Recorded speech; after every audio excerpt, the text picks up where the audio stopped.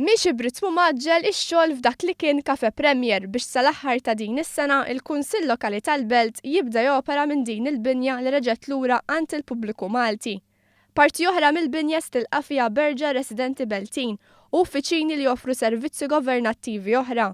It-tlieta filgħodu l-Ministru għall-Kultura Owen Bonnici flimkien mas-Segretarju Parlamentari għall-Gvern Lokali Silvio Parnis u s-Segretarju Parlamentari għall-Valletta 2018 Deo De Battista żaru x-xogħlijiet li għaddejjin f'din il-binja. Fost ix-xogħlijiet hemm dawk ta' restawr li jaqgħu taħt ir-responsabbiltà ta' Mario Ellul, il-perit fid-Direttorat tar-Restawr. Huwa spjegalna x-xogħlijiet li qed isiru u kif is-saqaf ta' waħda mis-swali li fiha se jsiru laqgħat tal-Kunsill tal-Belt se jitħalla fl-istat oriġinali tiegħu.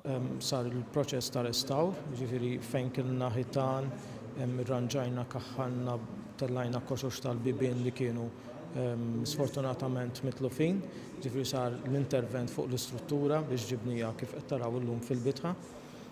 Mbagħad wara li tlesta l-restawr tal-istruttura bdejna nagħdu s-servizzi li għandu bżonn il-Kunsill, sewa ġifri għandek dawl, ilma, sistema ta' ACs.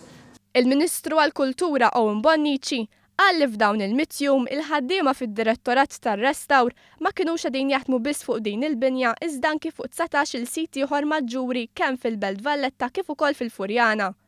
Xogħlijiet li se jsebħu lill-Belt Kapitali u l-madwar meta l-Belt Valletta f'Jannar li ġej tingħata t-titlu tal-Belt Kapitali Ewropea tal-Kultura. U proprju hawnhekk f'dan il-post qed naraw binja sabiħa li tingħata lura lill-pubbliku. Aħna tajna kelma li għall-Valletta 2018 il-Kunsill Lokali tal-Belt se jkollu d-dar tiegħu f'post ċentrali biex in-nies jinqdew aħjar u dik il-kelma aħna ħanżommuha. Il-proġett jinkludi wkoll l-installazzjoni ta' lift li se jkun qed jagħti aċċess aħjar għall-Biblioteka Nazzjonali biex tkun aċċessibbli wkoll għal persuni b'diżabilità u l-anzjani.